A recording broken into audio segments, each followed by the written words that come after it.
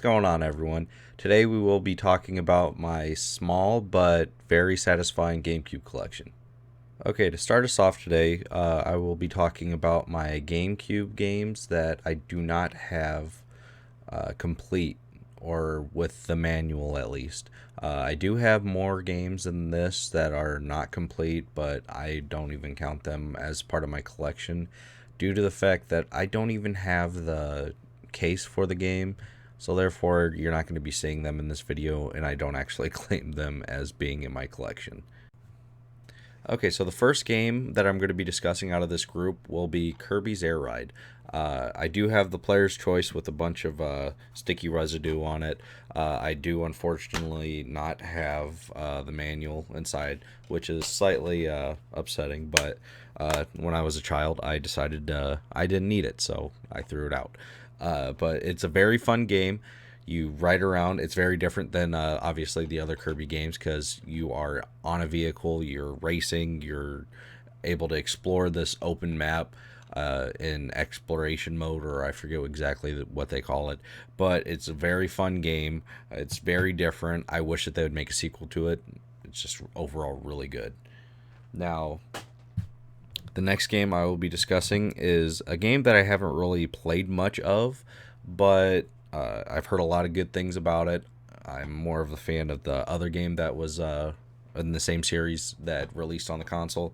But Legend of Zelda Twilight Princess. I am missing the manual in this one as well. But this game, from what I have played, is very fun. I don't think that it is as pretty as the other one that I will be talking about later. Just overall because they tried to make this one look realistic for the time, but the combat is great. I think that it's very good. The one game out of this pile that I played even more of, I remember playing this with my dad, my brothers, and my cousins and everything when I was much younger. And that is Gauntlet Dark Legacy. Gauntlet Dark Legacy, I am unfortunately, obviously, still missing the manual for the game, but it is a very fun game. It's basically like a Diablo kind of game where you go through dungeons, you get gear, you level up, you do different things like that.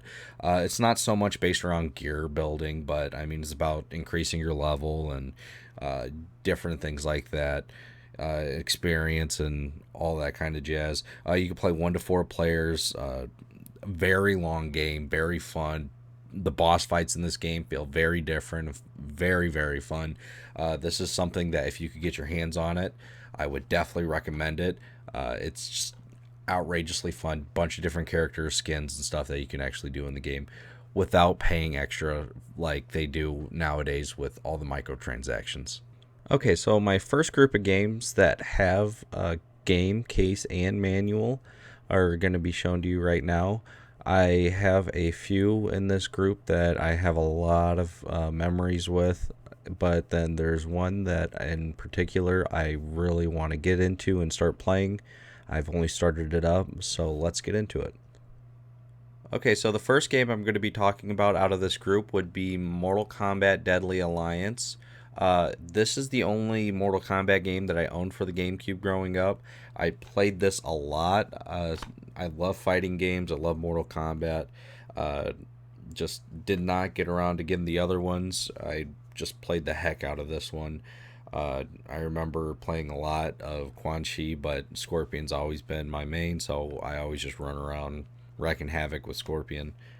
The next game, it's an unpopular opinion, but I do believe this is the best wrestling game on the GameCube. I know a lot of people will disagree with that, but I do believe WrestleMania 18 is the best GameCube game, or wrestling GameCube game.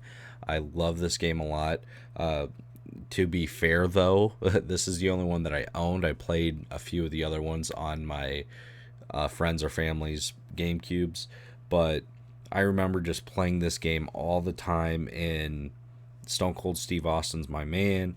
We just beat the crap out of everybody. I love beating the crap out of The Rock. I love to hate The Rock in any wrestling game that I play, and I like to beat the crap out of him with Stone Cold Steve Austin. And so, the last game out of this group that I will be discussing is Resident Evil Zero.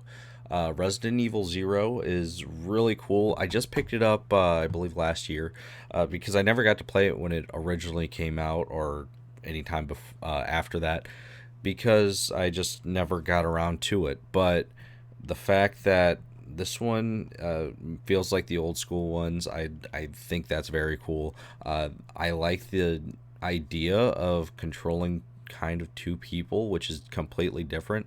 As far as I know, they haven't done anything else like that. And I played a little bit of it. I started out obviously on the train and everything. I believe that's how or where the majority of the game is. And I just would like to know more about this game. So I really need to get into it and start playing it because this game I've heard a lot of good things about, and I think it only got re-released on the Wii, and then obviously later on it got re-released on the PS4, Xbox One, and then the Switch, all within the last like 5 years or something like that. But a great game, very good game from what I've played. Okay, so this next group also has game disc, manual, and case. Mario Kart Double Dash, Metroid Prime, and Metroid Prime 2 bonus discs, Super Mario Sunshine, Star Fox Adventures, Star Wars Rebel Strike Rogue Squadron 3, Star Wars Rogue Leaders Rogue Squadron 2, Crash Bandicoot The Wrath of Cortex, and Spyro Enter the Dragonfly. Okay, so the first game out of this group, there's only going to be two out of this group that I really want to talk about. The first one is Mario Kart Double Dash. I do feel that besides Mario Kart 8 Deluxe for the Nintendo Switch, you only really need to own one other Mario Kart game, and that's Mario Kart Double Dash. Because all of the other Mario Karts are essentially the same thing. I mean, you can technically say this is the same thing, but it's actually not. This is the only one that I feel that does something completely different, in that you really need to own this one along with Mario Kart 8 Deluxe on the Switch, because Mario Kart 8 Deluxe on the Switch is the best Mario Kart game, hands down. I don't really feel there's any competition with that. I do feel that you do need to own Mario Kart Double Dash because they just do so many different things with it. The whole idea of having two people on one cart is mind-blowing. I can't believe that they've never brought that back. I'm not saying it makes this game like the best kart racer ever. I'm just saying that this game is so different than the other Mario Kart games. I guess yes, you can say that they're racing, they're throwing things. It's still kind of the same thing. But I mean, you can have two people controlling the same cart. One person driving, the other person throwing the objects. They have specials, things that they can pick up, and this game feels different. So that's why I say that this Mario Kart is a must own for Mario Kart fans, and it's a great game. The second one in this group that I really want to talk about is Super Mario Sunshine. I know a lot of people either love it or they hate it. I love it. I played a lot of it. I remember growing up watching my cousin play it all the time on his GameCube, and I was always jealous because I didn't have it growing up, but then I got it and I started playing it, and I think this game is fantastic. I know it's an unpopular opinion again, but I do think it may be better than Super Mario 64. I did pick that up recently, Super Mario 64. I do plan on giving that a shot again, but I am a fan of the 3D Marios running around and doing all that kind of jazz. I really think Super Mario Sunshine is a great game. I don't really understand why everybody hates the game or dislikes the game. I think it's a great Mario game. Okay, so this is my last group of game disc and manual. I have Prince of Persia, The Two Thrones, Tales of Symphonia, 007 Agent Under Fire, NFL Street 2, Need for Speed Hot Pursuit 2. I also have All-Star Baseball 2002. Now the last four are going to be Player's Choice, Ultimate Spider-Man, Super Monkey Ball 2, Tony Hawk's Underground, and Resident Evil. Okay, so there's only really one game I really want to touch on out of this group, and that is Resident Evil Remake.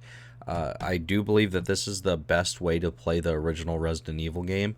I feel like for first time players or people that haven't really played games in a while, I feel like going back to the original Resident Evil on the PlayStation 1 just is not going to look pretty. It's going to be a pain, but I do feel like they made a lot of quality of life improvements with the remake, and I feel like it just simply looks better, runs better, and the new thing that they added to the game where if you would kill a zombie and later in the game, the zombie will come back alive and be stronger, faster, and kind of encourages you not to kill zombies unless you absolutely have to, because then they will come back for you later and be stronger, faster. So it's just very incentivizing for you not to try to kill them at all if you do not absolutely have to. Okay, so I intentionally kept a few games on the back end so that I can talk about them a little bit more in depth. These are my 5 favorite games that I own on the GameCube, and I am super happy that I have all these games and that most of them, besides my NFL Blitz 2003, is in good condition. Okay, so the first game that I'm going to be talking about is the game I was referencing earlier when I was talking about Twilight Princess, and that is Legend of Zelda Wind Waker. I believe that the art style of this game holds up. I believe it looks beautiful. The Wii U made some good quality of life improvements on the game. There are just minor issues with the game overall that I had, but I feel like it's fairly easy. There's just so much to do in this game. Just sailing around in the game is very fun, and it's just a great game. Now the next game is Luigi's Mansion. I love the franchise. It's basically just Ghostbusters but with Mario characters. You run around as Luigi. Luigi gets his big jump into being the main character in a game, and he gets to run around fighting ghosts and sucking them up with a vacuum, and fantastic game. Now next one, Cell Damage. I remember playing this with my parents and my brothers all the time. It's like Twisted Metal. It's just a fantastic game. I think I like this game more than any Twisted Metal game, only because of the memories that I have with it. This game is fantastic. Getting saws and the hammers and everything is just awesome. This little devil character here on the cover, he is my favorite. I always run around with him, or I guess drove around with him, trying to kill everybody. Fantastic game. Next one, Resident Evil 4. This is going to be on a lot of people's best of GameCube lists or whatever. It's a damn near perfect game. There's not many flaws. I do think that going through the mansion or the castle or whatever you would like to call it, that part drags out a little bit, and I mean there's definitely a bit of a difficulty spike in the game, but I think overall fantastic game. I play this game quite frequently. I love it, and if you know a little bit of Spanish, you get I guess easier experience than other people because they call out and tell you what they're doing in the game. So it's kind of funny that the enemies do that, but I mean it makes sense based on where the game is taking place. But great game, love it. My last game is NFL Blitz 2003. I used to play this game all the time, hence why it's eaten by my dog and like it's all messed up, tore up. This game went through it because this is probably my most played GameCube game. I used to play this game all of the time. There's so many different things. I mean, Brett Favre's in it. He's my favorite football player of all time. My dad and I used to play this game against each other all the time. My dad was like, this is how I became a Green Bay Packers fan right here.